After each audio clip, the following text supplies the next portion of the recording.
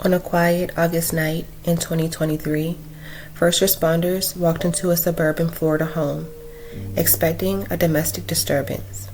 What they found instead was a scene so brutal, so shocking, that even seasoned officers struggled to process it.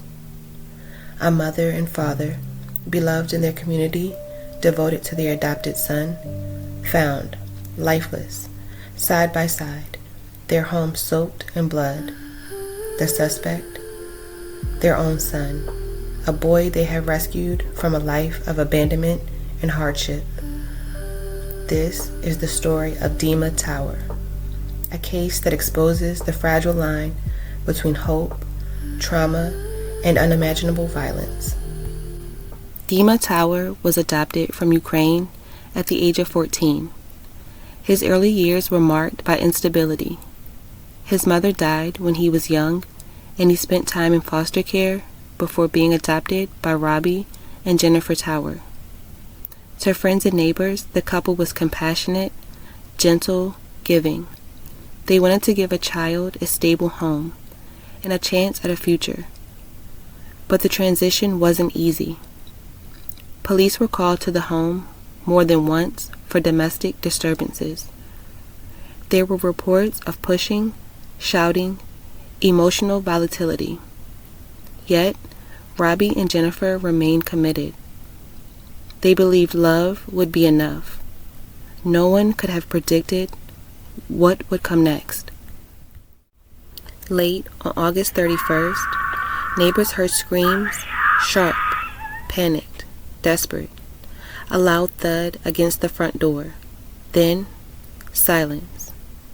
When police arrived, the scene inside told a horrifying story. Jennifer and Robbie Tower were found, face down, side by side, covered in blood. Investigators later testified that Dima had attacked his father first, while he slept.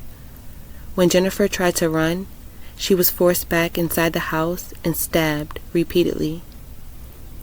The brutality didn't end there. It appeared the killer had tried to clean up. Blood trails on towels, smeared streaks on the floor, chaotic footprints. And the suspect was gone. Shortly after the murders, Dima fled the home in the family vehicle. Police attempted multiple traffic stops, but each time he escaped, accelerating into the night. The chase ended hours later at a gas station. Dima Tower was arrested without incident, taken into custody, and charged with 2 counts of first-degree murder. But the story was far from over. Now, the long path to justice was about to begin. Inside the Tower home, forensic investigators found 2 knives. One was stained with mixed DNA, Dima's and Robbie's. The other knife carried Robbie's blood alone. The house told the story the victims could no longer share. A violent struggle, attempts to flee, and a deliberate effort to finish the attack. Investigators also uncovered a history of escalating tensions. Police had previously responded to complaints involving Dima, including allegations he pushed his mother. His father, Robbie, was once so afraid he reportedly slept with his door locked. The prosecution believed this history showed a pattern, one they argued would soon prove premeditation. In November 2025, more than 2 years after the murders, the trial of Dima Tower began in Sarasota County. The defense didn't claim innocence. They asked the jury to consider manslaughter instead of murder. They argued Dima carried deep trauma from his childhood in Ukraine, trauma they claimed clouded his judgment and shaped his behavior. At times, on the stand, Dima cried. His attorney warned jurors that the case wasn't as clear as it looked.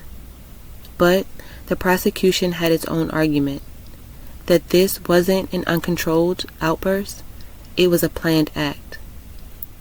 Prosecutors pointed to Dima's own statements, that he had bought a knife, that he walked into his parents' room with intent and after losing the first knife, retrieved another to continue the attack. To them, the case wasn't about trauma, it was about choice. On November 14th, 2025, after only brief deliberation, the jury reached a unanimous decision. Guilty. Guilty on both counts of first-degree murder. Guilty of fleeing law enforcement. The judge imposed the maximum penalty, 2 consecutive life sentences without the possibility of parole. An additional 5-year sentence was added for fleeing.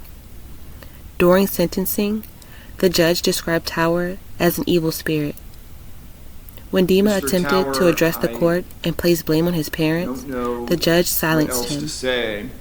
For the friends and family of Robbie and Jennifer, it was justice, but far from closure. The community mourned 2 people remembered as kind, generous, and grief-stricken only by the desire to help a child in need. Friends described Robbie and Jennifer as gentle souls, always willing to help, always ready to open their hearts. They believed adoption was their calling.